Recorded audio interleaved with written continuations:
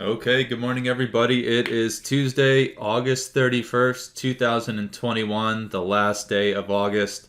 We're going to get started with our pre-market analysis on the S&P 500 futures market.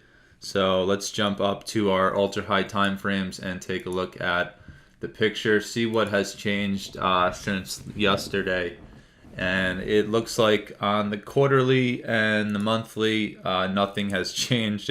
It hasn't changed here for quite a long time now. So both of them looking strong with no signs of exhaustion. And then when we jump up down to the weekly here, same situation, very strong, no signs of exhaustion, at least in the current picture.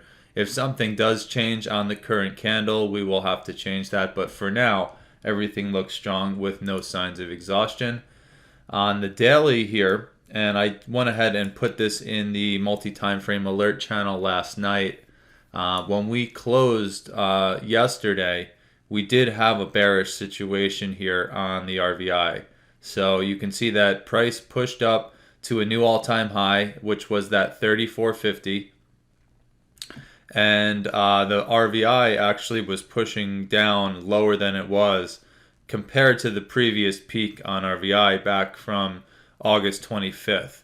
And so yesterday afternoon we had a very clear bearish signal, but as the current candle for today's market kind of develops here, we're starting to get what looks to be like no bearish indication anymore. So this might end up becoming a false signal here. We have to wait and see how today closes. So in about whatever it is, 6 to 8 hours from now, when the market does close, we'll have to come back and see how the picture looks. Because right now it looks like the one bearish indication we did have on the daily has now essentially been negated. And you can see that we did push to new all-time highs in the overnight market. So we'll just have to see here. So right now, what I can say is that essentially we can get rid of this bearish indication up here and say that we are looking pretty strong here. And off the current daily candle, we don't really have any signs of exhaustion in the push. Let me leave this one bearish indication up here just in case the things start to change here. Remember that if this current daily candle right now ends up closing and we get a pullback here on the RVI, so if the RVI, rather than sloping up like this, it actually closes, say, down here, then we'll actually have that peak on the daily RVI here, and then we could say that there is still a bearish signal here off of the August 30th candle. So we'll have to continue to watch this and see what happens this afternoon. Right now, because we did have the bearish indication off that previous daily high, we did peak above and essentially negate that. But if that's all we get is this one little peak above to a new all-time high, and now we start selling off, then we're going to get exactly what we expected last night, which is a little bit of a correction and push down. So we'll have to watch and see what happens there. When we get to our 4-hour, the 4-hour, here's the bearish indication last night. So you would have known, you would have seen this somewhere around, let's say, right at the close yesterday. You would have seen this bearish indication on the 4-hour. It did lead from 45.34 to about 45.25, so just under a 10-point pullback. And then right around here is when I sent out that multiple time frame alert that we did then get a bullish indication down here off 25 quarter or 25.75, I believe, at the time. And so we were seeing who was going to win out here, the bearish indications off the previous daily high or the bullish indication we were getting off of the overnight low there. And so it looks like going into the overnight session, they did end up pushing about 15 points from that pullback there. What I'm seeing now is as we pushed up and we actually got this new all-time high in the overnight market, I got a bearish signal on the 4-hour. So on the daily, don't see that bearish indication, at least just yet. Remember, this has time to develop. On the 4-hour, we actually have an official signal here, a bearish divergence off the overnight high. When we get to our 60-minute, so here's the bearish indication you can see, or the bearish signal from the end. It looks like around noon. I think it was around 11 something. But when this candle closed at noon Pacific here on the 60-minute, we had an official signal there, a bearish signal that did lead again to this small correction here in the market. And then you can see here, this is when I gave out that bullish indication last night, sometime around 5, 6, I don't remember exactly the time there, but we were starting to get that bullish divergence on the 60-minute, and then we'll see as we dial down on the shorter time frames. And that has led to this push here from about 45.25 to about 45.42. So just about a 17-point push. And now we're getting an agreement on the 60-minute here with the 4-hour, where you can see a bearish divergence off the overnight high. So 60-minute and 4-hour are agreeing there right now. And currently we're finding a little bit of support off 50% of the previous daily price action there. So 1750, 50% of the previous day.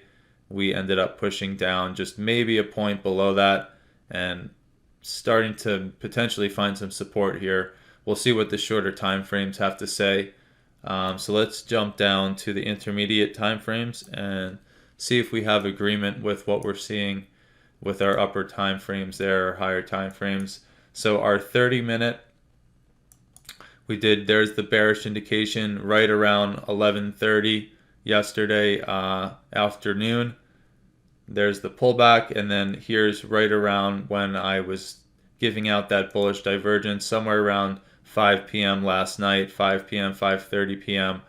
And you can see that we did get continuation and the follow through. And let's take a look at this here. Off the overnight high, what we have here is, let me just double check, make sure those are there. So we do have a subsequent candle type situation where it's flat in price. The RVI did push to a higher high there. So we do have that bearish indication in that local area, agreeing with what we saw on the 60-minute and the 4-hour. And so pretty much every signal that we've seen from the 4-hour down, we're seeing on the intermediate time frame so far. And this low that we're making right now, right around that 50% of the previous day there, you can see there's also a prediction point sitting right at 17.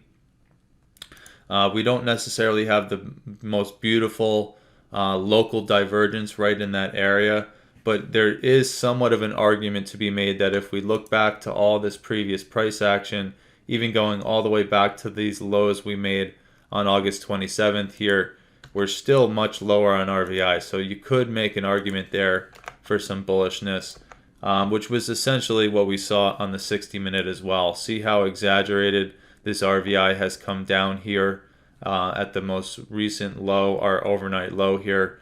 And then you look back and we're much lower than even back on the lows from August 27th. So somewhat of a bullish case there as well. When we get to the 4-hour, don't really see that. So not quite as much agreement on that signal.